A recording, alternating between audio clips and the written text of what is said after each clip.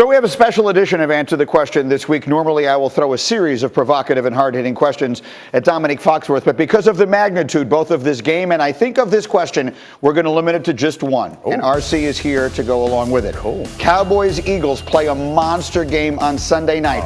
If you could have one or the other of the quarterbacks, not in this game, but as your team's quarterback, they were drafted the same year, would you take Dak Prescott or Carson Wentz? So in this game, I think the Eagles are going to win. But if I could choose one of these quarterbacks, I would choose Dak Prescott. Why? He has been more impressive he's been better and more successful over his run than they both came to the league at the same time than Carson Wentz has. And in these last few games, even though we want to bag on him for these last few games, his QBR is good for 5th in the league. In his losses, his QBR is higher than Aaron Rodgers in his wins. The man is good. We have a narrative where we want to blame him. People keep doing that. Like, he is not one of the best young quarterbacks in the NFL, and I think he's better than Carson Wentz. RC, agree or disagree? I disagree. Now, I do think that Dak Prescott is a good NFL starting quarterback. I think that Carson Wentz is a star. The things that we've seen Carson Wentz do, you go back 2 years ago, he's leading the MVP race until he's hurt in LA. And even this year, if you look at 2 of those early losses, if there's 2 catches made by his wide receivers,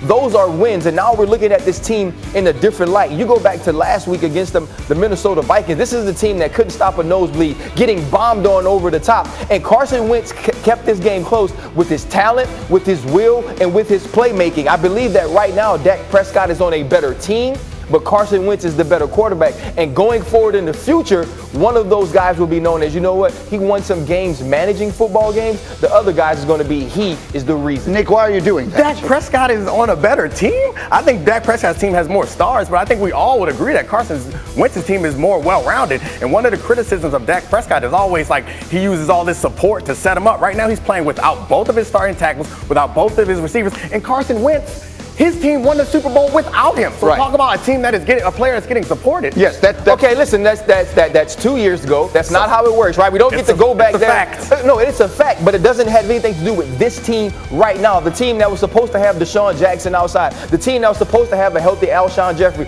Jalen Mills was on injury reserve with PUP, maybe destined to come back. This team is not playing well. I can go through the Cowboys' injuries also. They're not playing well either. La'el Collins missed last game. Ty Smith missed 2 games. Let's talk about more pressing injury concerns with this, because that's the killer. I'm 100% Team Wentz, but he has not shown he can stay healthy, and Dak Prescott has. Oh, the tricky himbo trivia question of the day. How many games has Carson Wentz missed? 8. How many games has Dak Prescott missed? 0.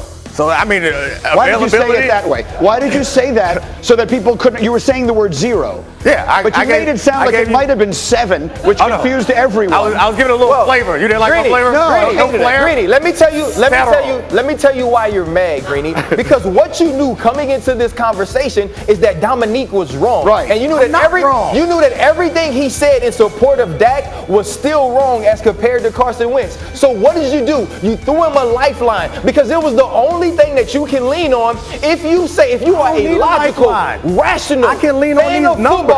You absolutely know because you feel like your eyes are lying to you. Because when you watch a football game and you see Carson Wentz play quarterback and you see Dak Prescott play quarterback, your eyes tell you that Carson Wentz is better at playing quarterback than Dak Prescott is. He's better at some things. He's not better at all things. That really is it. And so, I mean, despite your first inexplicably deciding to do that last one with an accent, I thought that went very well. Maria, take us somewhere else. Trust me, Greeny, this is going to go very, very well. We go to the hardwood here. The Clippers, they're projected to have the highest win total of teams in the West. They also are projected to have the highest % chance to reach the finals of any Western team. That's 27.5%. We'll discuss whether or not we agree with all that. As for the other Los Angeles team, the Lakers, they are projected to finish with 50 wins. That's the 5th best in the West, just behind those retooled Rockets.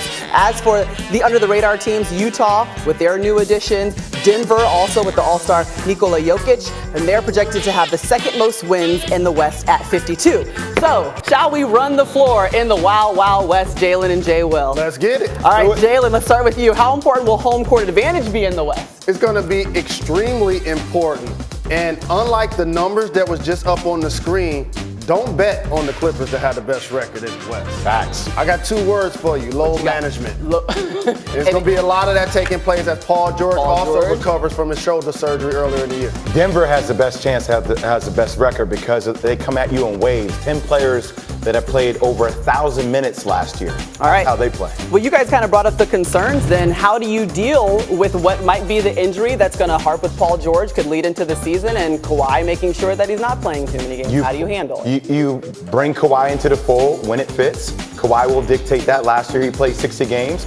Paul George has had surgeries on both shoulders. His right rotator cuff, his left labrum, so that will come back towards mid. But you also have Lou Will. You forget, like Lou Will and Montrezl Harrell, they came off the bench. They were dominating second units last year. So you got a guy who was 3-time Sixth Man of the Year. He'll carry the load. So they got a little bit of depth there Yeah, that they can rely on. Jalen, who is one of the best teams out of the West nobody's talking about right now?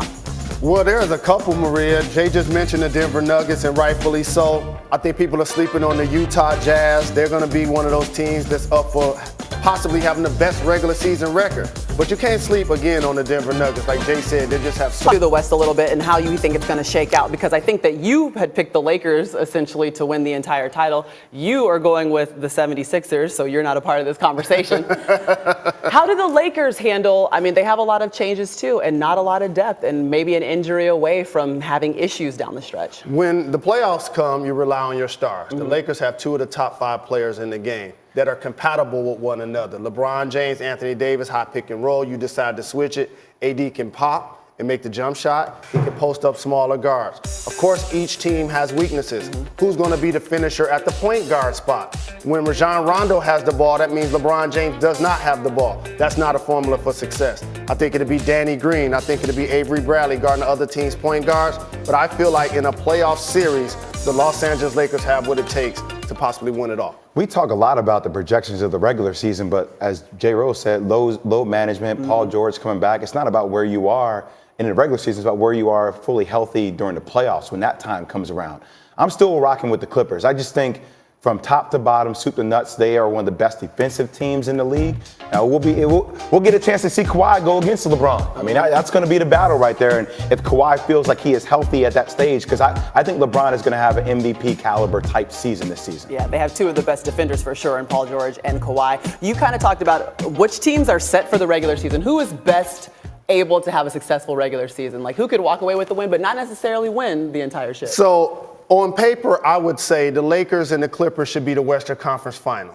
But the problem is they won't have the first and the second best records in the conference, which means they may face each other in the second round.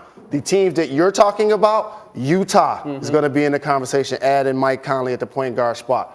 Denver, Jokic is going to be an MVP candidate. He's going to be amongst the league leaders in multiple statistical categories. Those couple of teams are going to surprise a lot of people. I'll go back to this too.